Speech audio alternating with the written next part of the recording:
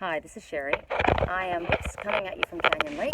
Um, it is, I guess, Easter weekend, right? Easter's never been anything that I've ever celebrated, but I know a lot of you do, so hope you're having a good time with your family. I know it's a family time. You know, you guys, how I teach through what I experience in my life. That's just how I teach. So I'm going to use an example today myself. I had an epiphany in the middle of the night. And I wrote about it a little bit this morning, and I thought, you know, I need to actually do a video on this because I think a lot of people are going to be able to understand this. It's about accountability, holding others accountable, holding yourself accountable. It's about releasing. It's about detaching. It's about waiting. It's about moving forward. It's about new beginnings and renewals. Okay, so we've been getting a lot of messages about new beginnings, right? People coming back from the past. We're in retrograde season right now. We've got 5 planets in retrograde. So this is definitely a time where review stuff happens. Things come back from the past, lessons from the past. People show up from your past in order to either show you how far you've come or how far you need to still go, in order for you to put peace to something, put something to rest, in order to make amends, whatever the situation is. And a lot of us have been, you know, waiting for something, and myself included. Somebody disappeared from my life 2.5 years ago. Just poof, disappeared. I saw before, because I have prophetic dreams, what was going to happen. I didn't fully understand that it was literally going to be as long as I was told that it was going to be. And along the way, I was given, you know, prophetic dreams to see what was happening, but it was confusing because I wasn't sure what was realistic and, I mean, not realistic, but what was literal and what was symbolic. Because you don't know unless it happens in front of you, like unfolds in front of you, whether it was symbolic or if it was a literal meaning. So it was difficult to discern. In any case, I know a lot of us have had loss in our lives. You know, we've had people die, we've had marriages end, we've had breakups, we've had friendships end. I've been through a lot in my life, and I know a lot of you have as well. So I'm going to try and pull this all together. It's going to be difficult because I know I'm kind of going all over the place. But I'm a spiritual teacher. It's what I do for a living. I'm a life coach, and I work with mostly people with romance, and mostly it's people that are wanting someone else to come back, right? Or they wouldn't be calling. And whether this be a twin soul relationship or a soulmate relationship or not, it makes no difference at all. Because the message is detach. The message is keep moving with your life. Don't stop your life from moving forward. And I had a call, an email yesterday from a Facebook person that I know that has cancer. And she asked me a question. She's been really sick. She says she's been gone for a while because she's been sick. And she said, I wonder, you know, if cancer is a karmic circle, you know, type thing. Like she's wondering if it was something that she used to pay for from a past life or something. And my mom died of pancreatic cancer. I don't even know how many years ago. I've blocked it. 6 years ago, maybe 7. I don't even know. And she didn't want to do radiation. She didn't want to do chemotherapy. She didn't want to go through her life sick from all of that. She just figured she was just gonna live her life as she wanted to live it until it was done. And she didn't tell me.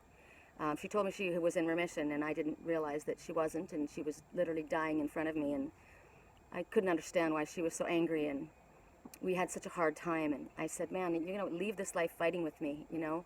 I tried really hard, and I didn't understand. Of course, I didn't understand until the night before she died, when she finally had my brother tell me her body was filled with cancer, and she was dying. She didn't do what the doctors wanted her to do, and she knew that I would be angry that she didn't fight, because I'm a fighter, and I don't give up. And so I lost my mom, and I went on my spiritual journey, hard and heavy after that. I went to Wisconsin, Sedona, you guys all know the story, moving forward, trying to figure out things and following my path, which was my spiritual path. Here comes the police boat message. Anyway, I said to her, I don't know, as far as karmic cycles, I said, I do know that we all choose this life. We choose our lessons, and we come back here in order to experience things. And I said, I do know that I told her my mom died of cancer, and I do know that cancer is being eaten up from the inside. And it usually is, if you look at Louise Hay, which is talking about, every physical emotional situation has a physical manifestation. So, sorry, the palm tree was attacking me. That's a message too. The palm tree and the police are the same. Okay, I get it. That was just a private message, sorry. So, just jumping. I said that cancer is being eaten up from the inside out. So according to Louise Hay, it's holding on to bitterness and deep grief and deep sadness. My mother had horrible things happen. She had her daughter, her little girl, die. She had a marriage fall apart. She had a lot of horrible things happen. But so have I, and so have many of you, and so are many of us going through things like that right now, And I kept saying to her, you need to let it go. You need to, and she couldn't forgive herself for something. She couldn't forgive herself for something to do with my little sister, and my little sister ended up dying, and marriage fell apart, and a lot of it was anger, a lot of it was blame to other people, a lot of it was self-blame, and she just couldn't let it go. And I said, it's going to kill you if you don't let it go. Now, what came to me last night, or in my dream, was I watched something happen with this person that's missing from my life, and I thought, you chose this. You chose this life. You chose to disappear. And I have chosen to wait. I've moved forward with my life spiritually, but everything that this person has gone through, I have gone through as well, because we are energetically connected. Why? Because I allowed that. I allowed myself to stay connected to this person. I felt like I needed to be strong in order to lift this one up. This is, it was my choice, and it was a wrong choice. It didn't help him, and it didn't help me. I haven't slept through the night once. I don't know if you can see with my eyes. I have not slept through the night once in 2.5 years. And it was my own choice. I have gone through post-traumatic stress. Everything he's gone through, I've gone through. It was my choice. It didn't help him, and it didn't help me. It broke my body down. It made me... you know what happens when you don't sleep? Your body starts to break down. Your mind doesn't think properly. You have a difficult time, keeping weight off. Weight's a difficult... There's a lot of things that happen from lack of sleep. Not to mention your mood is altered, Now, thank goodness I work with Spirit 24/7, so I'm able... They lift me up when I go down, but it's been really rough. And it's been my choice. Now, there was a bug crawling on me. It was my choice to let it crawl on me or flick it off, right? So it's an attachment, right? So I was thinking about this lady with a cancer, and I thought, people can cure cancer. You can cure cancer. Love heals everything. You always ask, I always say to my clients, what would love do? What would love say, right? Love doesn't say, I understand that your daughter died. I understand that your boyfriend left you. I understand that your marriage ended. I understand that you don't know what happened to him and he just disappeared. And you're seeing, the thing with me is I was watching things happen to him because I have this connection, and that sucked. But I asked for it. I wanted to know. I wanted to be connected. It was my choice. And it didn't help him. It only hurt me. And what I say to to all of my life coach people, when I speak to them, if somebody chooses to leave your life, if they don't appreciate your presence in their life, allow them to appreciate your absence. Don't hold on and drown waiting for somebody to return to your life. Whether this be a child that dies, yes, you love that child. I love this person. This person was the love of my life. But he's gone. And I can't do anything about it. And I'm torturing myself. And my little sister, when she died, we couldn't bring her back. Her life was over. But my parents couldn't let go. And it killed my mom. And it broke my family up. And I've learned these lessons over the last, few years especially. I hold myself accountable for my own actions, but I don't hold other people accountable, or haven't.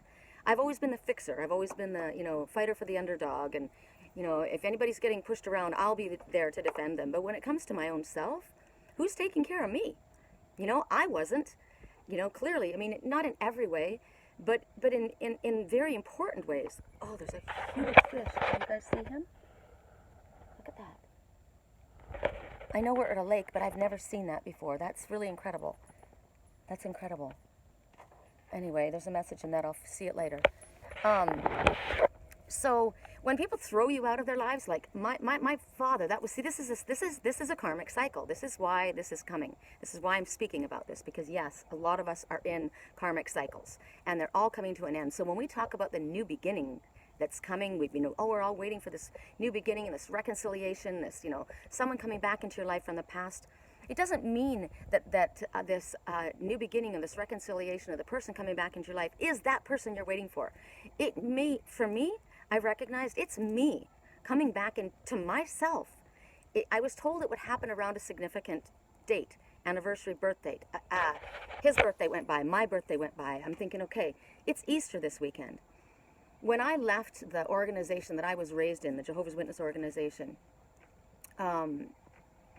we used to believe, I was taught you pray in Jesus' name, amen, right? You pray to God. You don't speak to angels. The only ones that could talk to angels were a certain group of people in the higher-ups in the organization, right? Except for angels started appearing to me, and I started getting messages from angels, so I knew that wasn't correct. And when I left that organization, I left Jesus. Now, I know that some people don't even believe in Jesus. Jews don't believe in Jesus, right? Some people think he's just a prophet. Some people think he's just a myth. All I know is whenever I thought of Jesus, it was the ultimate example of love. And this whole movement that's going on in our world now, the goddess energy that's going throughout the world, is about love. And when I left that organization, I don't know why, but for some reason I stopped talking to him. And I thought, I don't need you to go through to speak to my father. He's my dad too. I'll talk to him directly. And I've been getting messages a little bit here and there. And at one time I dismissed the angels that were dealing with me because I wasn't getting answers, and I dismissed them all. I said, I don't want anybody. I dismissed my guides. I just wanted to speak to the Father. And I said, if there's an angel that's working with me, he needs to show himself to me, because I don't call a friend who I don't know. And you don't speak to me, you're not my friend. So think about that. The people who have walked out of your life, or have thrown you aside, or have left you by choice, they are not your friend. You don't owe them your loyalty. They've chosen to leave you, okay? Now, I'm not saying that, a lot of times people get upset when bad things happen in their life and they feel that God has left them, right? I don't believe that Jesus is God. I know some people do. I was raised to believe he is God's son, but then I am God's daughter. So I don't blame God for that. I never have. This all came about because I wrote about my grandma, my grandmother. And at one time in my life, I was at a really, really low point. It was really bad. And I probably have never been as low until probably just this morning. And because I was questioning my own gifts, I was questioning my clarity, and I was questioning my connection. And my grandmother knew that, because we're always connected to the ones that we love energetically. That's why the one that I'm connected to, I know what he's going through. We're energetically connected. I see it. So, my grandma called and she said, what's going on? Are you okay? She just knew. I didn't call her. And I told her what was happening, and it was horrific what was happening. And I'm not going to tell you what it is because it's very private, but it was horrible. And it's right up there with probably the top terrible things that could ever happen to a person. So I said to her, I just want to have a nervous breakdown. I just want to go into my head and never come back. People do it all the time. And, expecting your grandmother to be, loving. My grandma raised me when I was a little kid. She's like my mom. She was more my mom than my mom. I grew up in Canada in the forest, and if my cousins, I know a couple of my cousins will be watching this, and they'll agree. Grandma was the rock, she's the bomb. She's the one I emulate. I would love, if I could be anyone, and like anyone, it's my grandma. And she said to me, her response when I said that, expecting her to put her arms around me, and she says, yeah, well, you're not going to do that because we're not made that way. And that was her first, and I could just hear her voice. Yep, we're not going to do that because you're not made that way. So go ahead, have yourself a cry, let it all out, and then pull your bootstraps up and get on with it. Because you have a life to lead, you have 2 children that need a mother, and you don't have time to sit around feeling sorry for yourself. I thought, great. Great. So I did. I cried my face off, and I literally, she says, you got stuff to figure out. You know, you got to figure out what you're going to do and where you're going to go now. Yes, it happened. It was horrible. It was awful. But it's over, and you can't take it back, and you can't just sit here and wallow in your self-pity, and you've got little ones that are counting on you. My kids were young, you know, at the time. My son wasn't. He was like, I don't know, 17, but my daughter was younger. And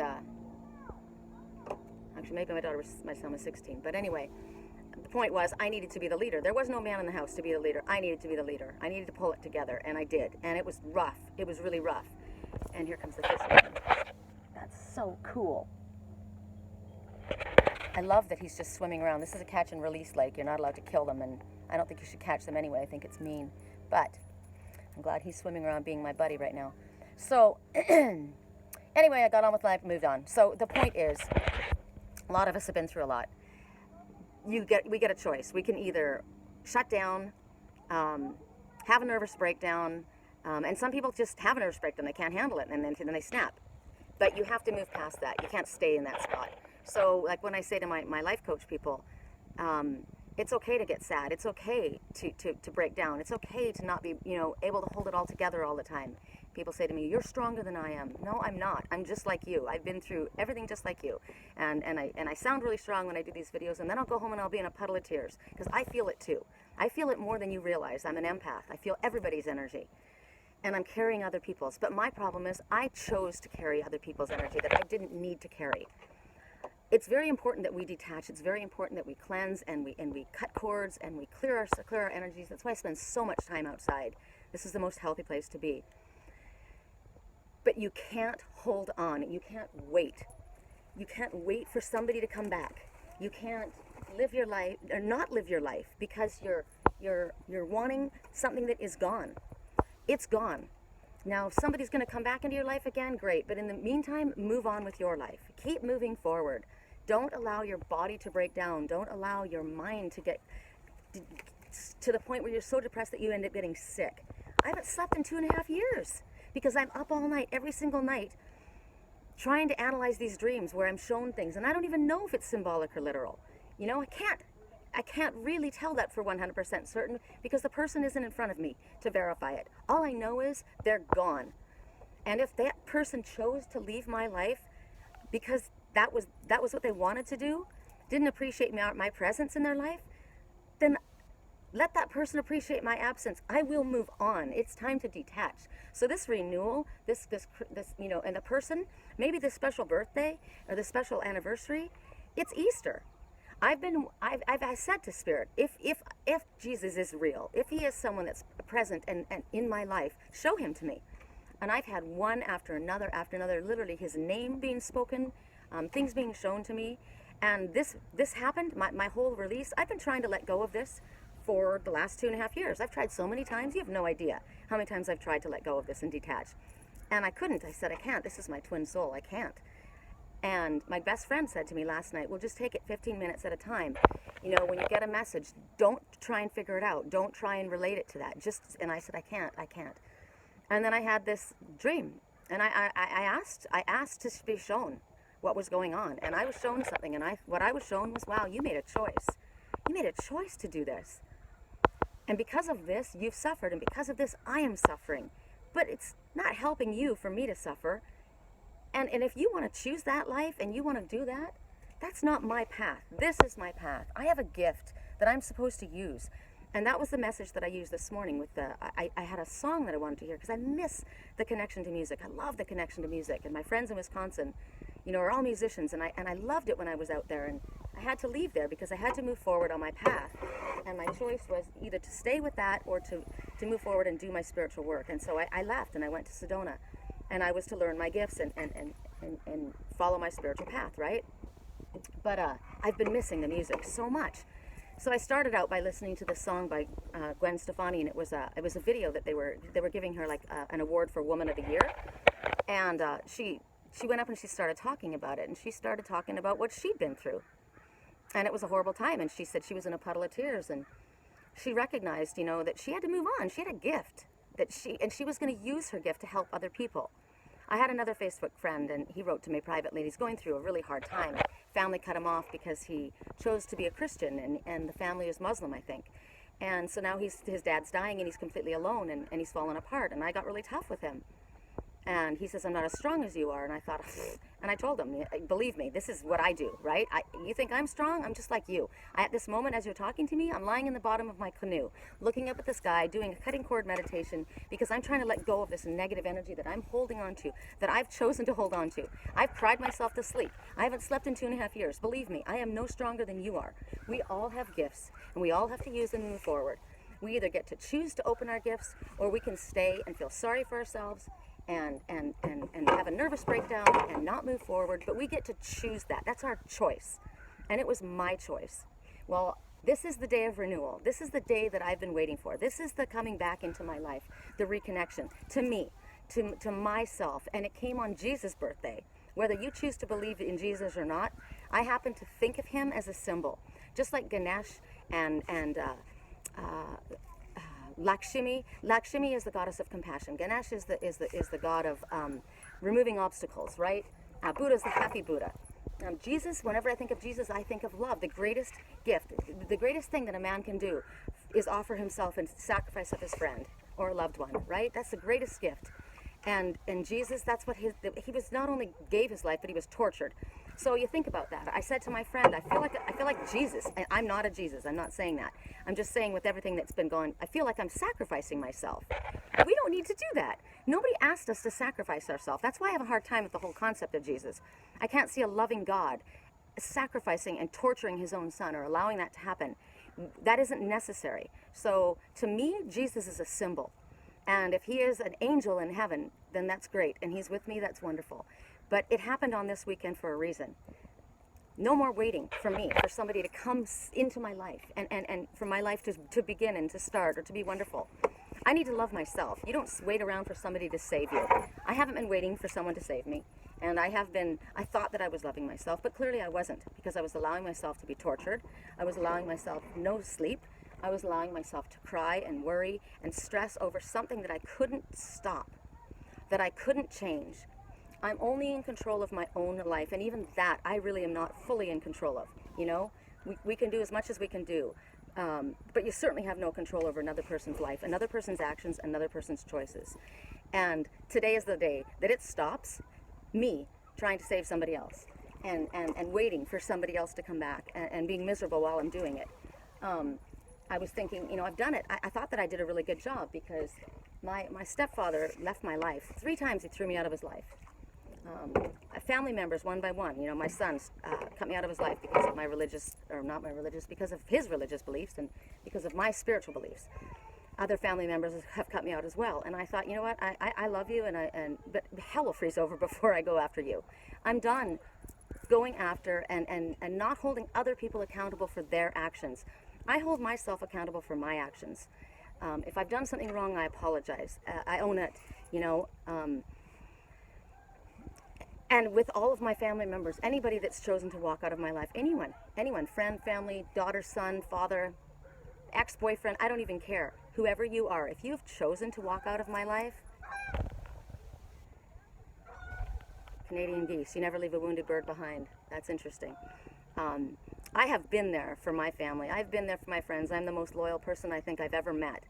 And yet I don't need to sacrifice myself for anybody. I don't need to be a martyr. Nobody needs to be a martyr. None of us need to be a martyr. So if they don't appreciate my presence, they'll appreciate my absence, because it'll be a cold day in hell before I go after anyone who throws me out of their life purposely. And it doesn't have to be anger, because I don't hold on to anger. I detach. So I have finally learned to detach from the one major thing that I needed to detach from all this time. And I did it with my dad, I did it with my daughter, I did it with my son, and now this is the final one with my twin soul, and I am detaching. And I'm giving you this message because I know there are so many other people that have twin soul relationships. It is the most difficult path that we will walk. I was already shown that by the Father. You know, you could choose another path. This is going to be the most difficult thing you've ever had to do. And I said, no, I'll do it. But I didn't have to stay attached. I didn't have to allow that to happen. Detach in order to remain healthy. That's what we have to do. Whether this is a child that we have lost, a family member that we have lost, a friend that we have lost. It's devastating and it's horrible. But you can't sacrifice yourself. You can't be a martyr to their absence. They're not there. They're gone, and you are. You get to choose to move forward, or you get to go down underneath the dark emotional water. Remember the mermaid card that in our weekly reading, how it went down underneath the dark emotional waters? That was me. That's what I was supposed to see. That was me. I let myself slip underneath my dark emotional waters, and I didn't get her back. And I thought, hell if that's going to happen. So on the day of what they call resurrection, I'm resurrecting my own spirit. I'm resurrecting my true value and my self-worth to the point where I'm not waiting for somebody to come back into my life, somebody to acknowledge me, somebody to recognize who I am to them, because I recognize who I am. I know my self-worth, and I am not going to get cancer and die because I wasn't able to let go of the deep, deep sadness that I have been carrying for the last 2.5 years. Do you realize that when my little sister died, she was 16.5 years old, you know? She was my little sister. She was the one that I was supposed to take care of. And I never grieved her death. I just had to be strong because my parents were falling apart. And then I went forward and had all of the things that happened to me that I can't talk about to you guys. None of that hurt my heart the way losing my twin soul hurt my heart when he disappeared without me having any explanation as to why. And it's been the most devastating thing that I can even express. And my daughter said, my mom's sick. She needs psychiatric help. She needs to go to a doctor. She thinks she hears voices. She talks to angels, you know. I did need psychiatric help. I needed spirit to get through to my head and recognize that I was tormenting myself for no reason. I was making myself sick, and it wasn't for nothing. And I have a job to do, and my job is to help other people. My job is to keep moving forward. And as I sit in this incredibly beautiful place, I said to my best friend last night I went out on the lake, it was late, and I was floating. I said, I'm on the lake alone. I'm totally by myself. I'm always by myself. I'm always alone. But it's my choice. I don't have to be alone. It was my choice. I have kept myself up in that ivory tower, up in my, what I call Rapunzel's tower, away from everybody, isolating myself. And it all happened for a reason, yes, because I needed to learn all of this. But look at this lake. Look how incredibly beautiful this is. This is why I come outside. And until I shut the door on the past and let go and detach from it, nothing can come forward. Nothing new can happen. There is not going to be a resurrection until there is a death. That's how it works. That's what the vulture meaning is. That's what the spirit of Easter they talk about. You know, Jehovah's Witnesses call it the memorial of Christ's death. Other people call it Easter. Other people call it Passover. I mean, what is it? There's so many different things. I wasn't raised in any other religion. I find that amazing because I am a Canadian, and the Canadian Goose's message, as I said, was never leave a wounded bird behind. That's my job. That's my job. And spirit never leaves us. Don't blame God. Don't blame your angels. Don't blame anybody for what goes on in your life. You get choices. You can stay where you're at, just like my grandmother said. You can go into your mind and have a nervous breakdown and not come out. That's your choice. You can allow yourself to carry that grief and sadness for so long that it eats your entire body up until you get cancer and you die. Or you can shift, take a look at what you have around you, grab the beauty because it's everywhere. No matter where we are in the world, you can find beauty somewhere. Hold on to that, be grateful for what it is, and allow that to lift your energy and lift your spirit because there are other people that you can help. That man that wrote to me that said he wasn't strong, he has the most beautiful page. He puts out the most uplifting posts. And I wrote to him privately, I don't know if he got it. And I said to him, you think that you're not doing enough? I said, you put out such encouraging, uplifting posts. People don't know what you're going through. All they see is what you're sharing with them. And everybody sees what they need to see exactly when they need to see it at the right time. And his posts have helped me. And I said, so don't ever think that what you're going through, you know, you're not valuable. You don't have something to offer. You have something to offer, and you're doing it. And this is what I'm supposed to do, right? I've said, you know, I work on that hotline. That's my work. That's my job. That's how I pay my bills. But this is my teaching. This is my calling, and this is how I help. And so if I have to share my own life experience and let you see my flaws and let you see what the lessons that I've had to learn in order for you to see what's going on in your life. Then this is what I do, and this is my job.